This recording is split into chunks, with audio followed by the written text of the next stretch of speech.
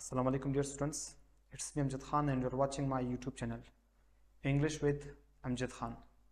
Dear students, जैसे कि आपको पता है कि ये मेरा YouTube चैनल है और मैं इसमें इंग्लिश लैंग्वेज पढ़ाता हूँ। इंग्लिश लैंग्वेज से मुराद इंग्लिश लैंग्वेज का ग्रामर।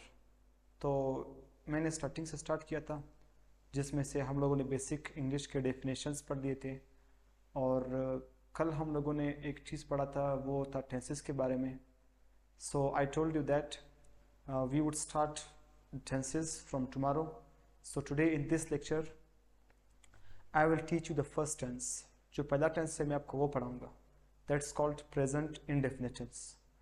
मैं आपको बताऊंगा कि present indefinite tense हम लोग इस्तेमाल क्यों करते हैं, क्या वजह है present indefinite tense को इस्तेमाल करने का, किस पर्पज़ के लिए इस्तेमाल होता है और present indefinite tense का उर्दू मीनिंग क्या होता है, या आप लोगों ने अगर इसको यूज़ करना हुआ तो आपने कौन सा इसमें मेन वर्ब लगाना है, for which purpose you have to use it.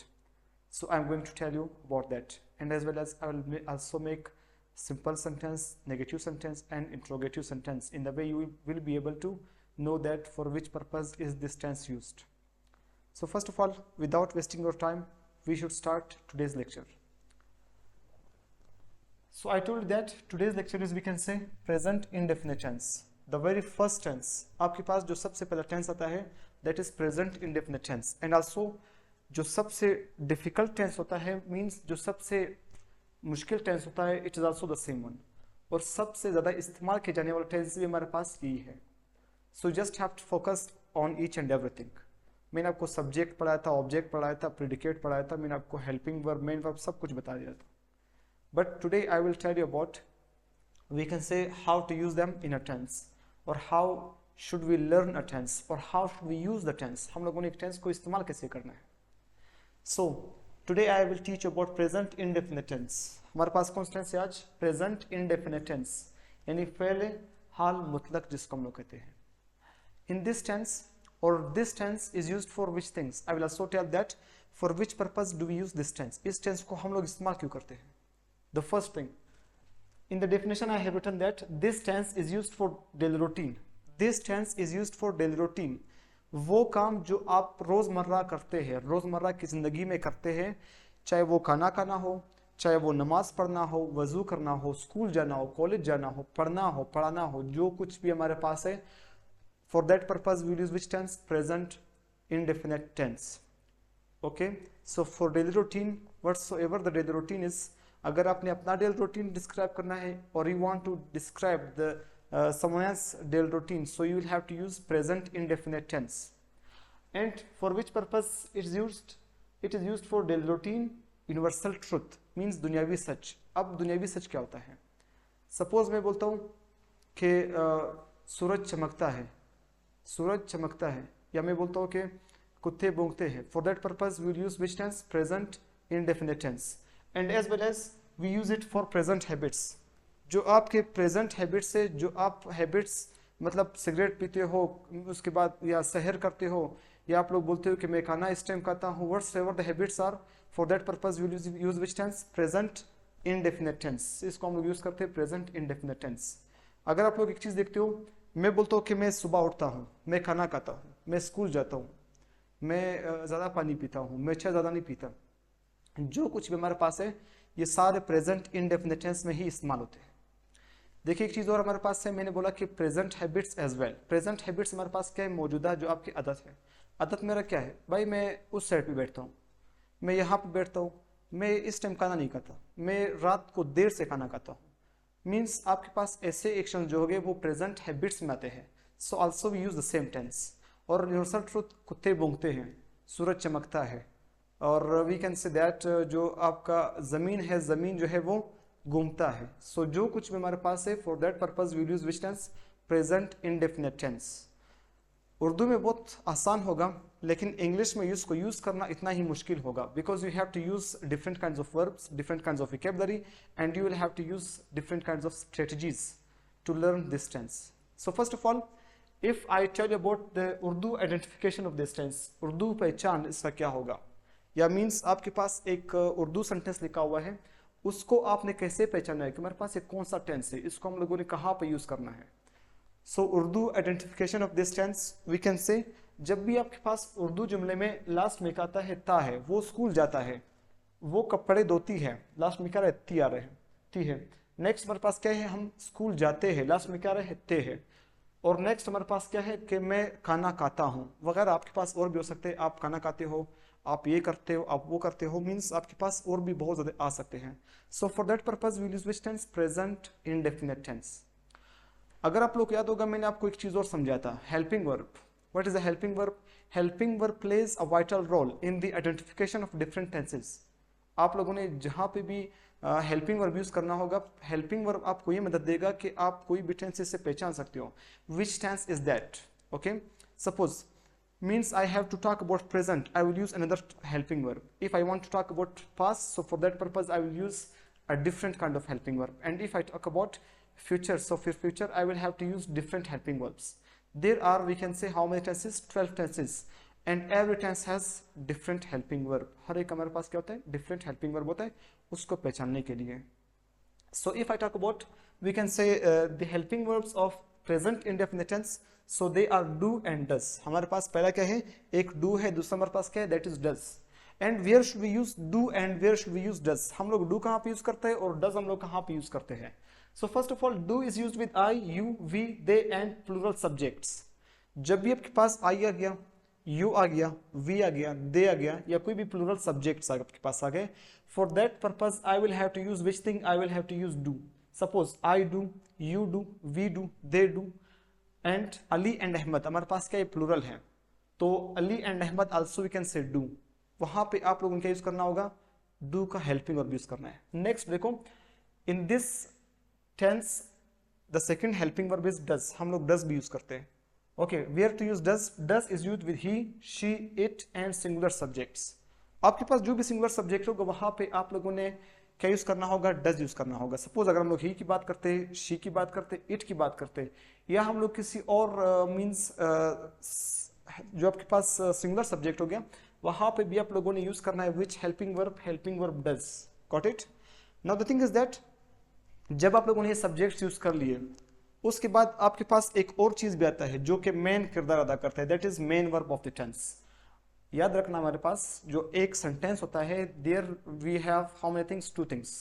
The first one helping verb of the sentence or the tense, then the second one, that is we can say which thing, the main verb of the same tense। तो इस tense में अगर हम लोग बात करते हैं main verb की, so the main verb is we can say first form of the verb, also we can say base form। मैंने आपको पिछली वीडियो में बताया था कि हमारे पास बेस फॉर्म के हम लोग फर्स्ट फॉर्म भी बोलते हैं। so therefore I have written over there base form or we can say first form of the verb। और इस फर्स्ट फॉर्म के साथ या इस बेस फॉर्म के साथ आप लोगों ने क्या लगाना होगा, उसके साथ आप लोगों ने या तो एस का या तो ईएस का या तो आईईएस का इजाफा करना होगा। You will have to add which thing, you will have to add S, ES और IES with which thing, with base form of the verb और we can say with first form of the verb. आपने इस साथ क्या put करना होगा, S, ES और IS. वो कभी एस हो सकता है, कहीं पे ईएस और कहीं पे हमारे पास आईईएस हो सकता है। लेकिन इसको हम लोग यूज कैसे करें, इन चीजों का हम लोग यूज कैसे करें, एस के साथ हम लोग क्या लगाए। और इसी तरह हमारे पास अगर हम लोगों ने एस लगाना हो तो क्या कौन सा वर्ब होगा, ई एस हम लोगों ने कहाँ पे लगाना है और आई ई एस हम लोगों ने कहाँ पे लगाना है, मैं आपको सब समझाता हूँ। नेक्स्ट देखो, एक चीज और आप लोगों ने याद रखनी है, जो मैंने आपको बोला कि एस, ई एस और आई एस, बेस फॉर्म के साथ एस, ई एस और आई एस लगाना है आप लोगों ने। But one thing more I have to remember, if the subjects are following, if these subjects are there with in our sentence, at that time you have to use, we can say s, es or is। if it is not, we can say these verbs, we can say subjects, at that time just have to use first form of the verb।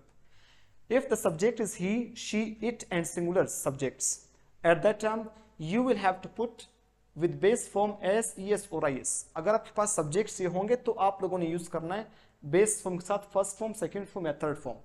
otherwise if the subjects are they, we can say I, you, we, they and plural subjects, at that time in your simple sentence you just have to use first form, nothing else। आप लोगों ने सिर्फ first form लगाना होगा, जैसे play और we can say wash और we can say use और whatsoever। अगर हम लोग पहले सब्जेक्ट्स की बात करते हैं, इनके साथ लोगों ने क्या लगाना होगा, बेस फॉर्म के साथ एस, ई एस और आई एस। जैसे हमारे पास क्या है, प्ले, यहाँ पे हम लोग बोलेंगे हमारे पास प्ले बेस फॉर्म है, ये यहाँ पे हम लोग क्या बोलेंगे सब्जेक्ट के साथ, he, she, it and singular साथ हम क्या बोलेंगे, ही प्लेज। अगर हमारे पास subject I, you, we, they and plural subjects हो गए, तो आप क्या बोलेंगे, I play, you play, we play and they play. In the same में हमारे पास यहाँ पे क्या होगा, he plays, she plays, it plays and also we can say Ali pledge. वहां पे आप लोगों ने क्या पुट करना होगा, you will have to put S, E S और I S with we can say singular subjects. Okay, यहां तक आप लोग को अगर कुछ समझ में नहीं है तो आप लोग इस सवाल मुझसे पूछ सकते हैं, वीडियो को वापस आप रिकेप कर सकते हैं। इसमें ये होता है कि बहुत ज़्यादा डिफिकल्ट है, मुझे पता है कि टेंस काफ़ी डिफिकल्ट है, आने वाले जो टेंसेस होंगे वो बहुत ईजी होंगे, but till here according to me whatever I think, okay, जब से मैं पढ़ा रहा हूँ इस चीज़ का मैंने ज़रूर देखा है कि this tense it is a little bit difficult for students. Got it? It needs practice. आपने क्या करना होगा, प्रैक्टिस करना होगा। ओके, नेक्स्ट थिंग, हम लोग आगे की तरफ जाते हैं। इसमें एक और चीज हमारे पास है, देखें, जो आपके पास सिंपल सेंटेंस होगा, नोट आप लोग इस चीज को याद रखना, नोट हमारे पास क्या है, अगर आपके पास सेंटेंस सिंपल होगा और अगर नेगेटिव होगा तो इन दोनों में डिफरेंस कैसे होगा, how should we differentiate between both of them. Simple sentence is having different usages and negative sentence having different usages. हमारे पास दोनों में डिफरेंट डिफरेंट यूजेजेस होते हैं और हम लोगों ने इसको यूज कैसे करने होंगे, I will also tell you about that.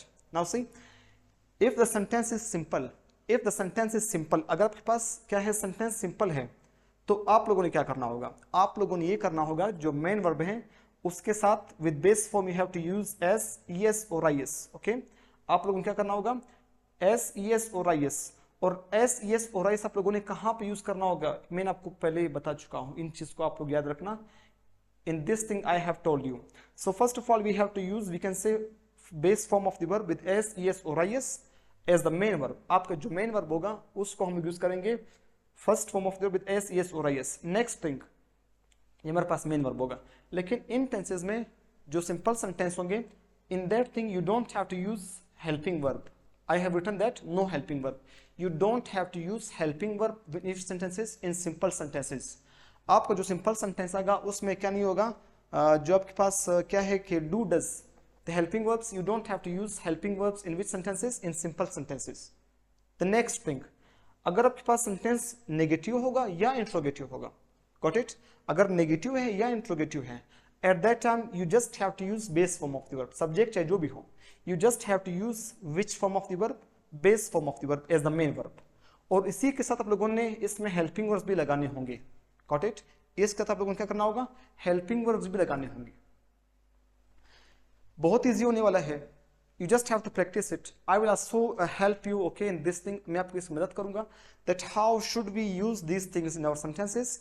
It is going to be very easy, बहुत इजी होने वाले हैं, but just okay, confusion creates at that time when we think about such kind of things, इसमें बहुत ज्यादा confusion हो सकता है, but I will you know take a side, you just have to take a screenshot of it and just write it on your notebook. इसको अपने notebook में लिखो। मैं इसका जो ज़्यादा यूजेज है, मतलब इसको हम लोगों ने सेंटेंसेस में कैसे यूज़ करना है, मैं आपको इस बारे में भी समझाता हूँ, लेकिन इस चीज़ का आप लोगों ने ख्याल रखना है। अभी जब हम लोग सेंटेंसेस की तरफ जाएंगे, हम लोग वहाँ पे मैं आपको समझाऊंगा कि इसको आप लोगों ने कैसे और कब यूज़ करना होगा। So take a screenshot.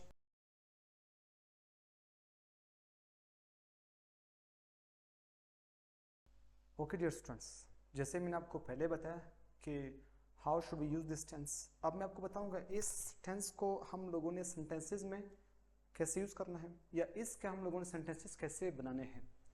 So now I will tell about that.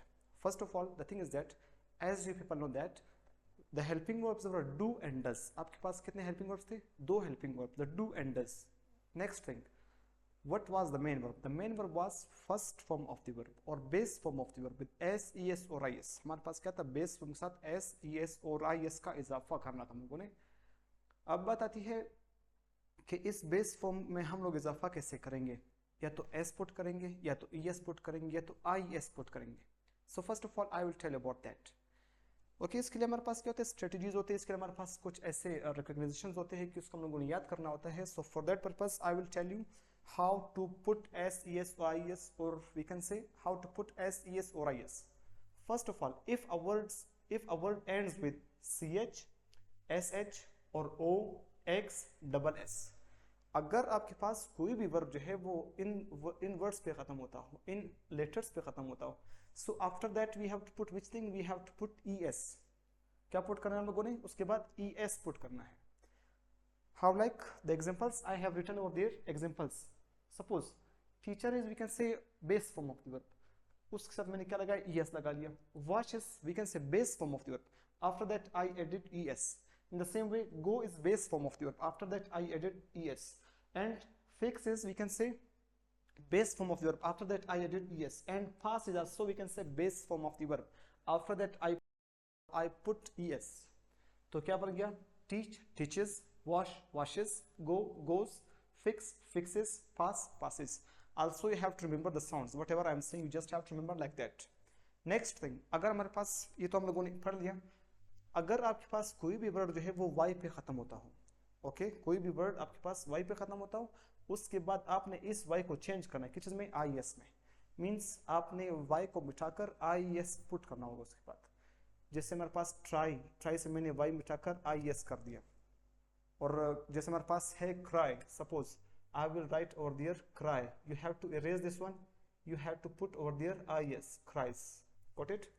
लेकिन एक सवाल और आता है कि सर आपने यहाँ पे plays जो है क्यों लिखा? play का जो is था वो play के बाद जो है आपने y क्यों नहीं मिटाया? is put क्यों नहीं किया?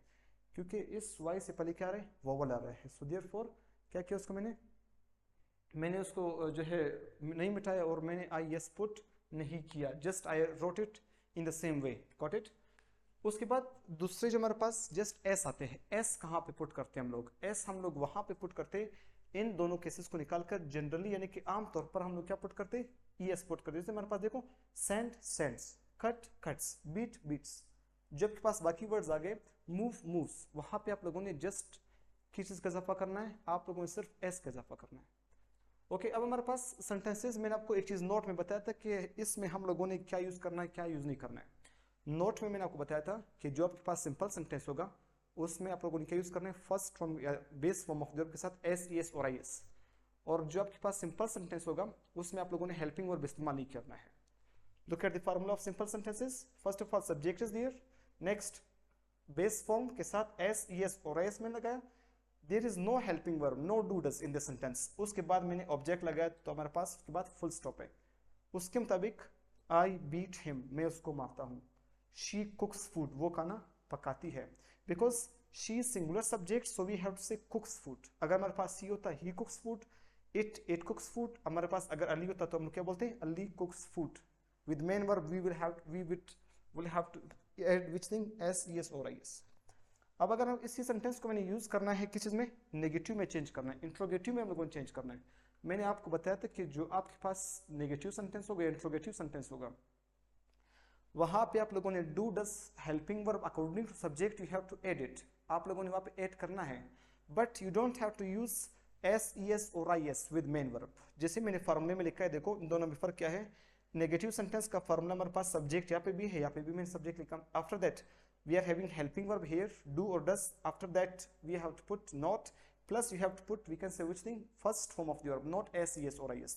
दोनों में देखो डिफरेंस आ रहा है. उसके बाद आप लोगों ने ऑब्जेक्ट लगाना है. उसके बाद हमारे पास क्या? Full stop. So according to the rules I am changing the same sentence in the way it will be too much easy for you people. Now see I do not beat him. इसमें तो कुछ खास difference नहीं है. इसमें क्या आ रहा है? डू आ रहा है सब्जेक्ट के मुताबिक, उसके बाद नॉट आ रहा है. ओके, उसके बाद मेन वर्ब, उसके बाद ऑब्जेक्ट. उसके बाद क्या होगा? She, because she is singular subject with he, she, it and singulars we have to use which thing? Does. तो मैंने वहां पे डज लगा दिया. After that not. After that first form of the verb with S, E S और I S नहीं, just first form of the verb. After that we have put over there the object of it. You can say that she does not cook food, she does not go to school, she does not pass the exam, and she does not meet them, she does not cut the cake. Whatsoever sentences you want to say, you can use them. But subjects, you just have to remember all of them. Next thing, इसी sentences को आप लोगों ने interrogative बनाना है. The same sentences you want to make them interrogative. So how will you make them interrogative? First of all, you will have to put helping verb according to the subject. आप लोगों ने helping verb according to subject use करना है. उसके बाद subject, उसके बाद first form, उसके बाद ऑब्जेक्ट, उसके बाद क्वेश्चन मार्क. ये आपके पास क्या होगा? इंट्रोगेटिव सेंटेंस का फॉर्मूला होगा. So first of all, do I beat him, क्या मैं उसको मारता हूं? और we can say do we we can say go there, do we make videos, do we laugh, or whatsoever the sentences you want to make, you can make with different subjects with different verbs. Next one, आप लोगों ने singular के लिए क्या use करना है? does. with he, she, it and singulars, which thing do you have to use? You have to use does. मैंने बोला कि does she cook food, same sentence हमारे पास था. She cooks food, she does not cook food, and does she cook food? Got it? Does he play football? Does he go to school? Does he leave the academy? Does Ali play football? Does Ali meet us? Or whatsoever the sentences you want to make. Got it?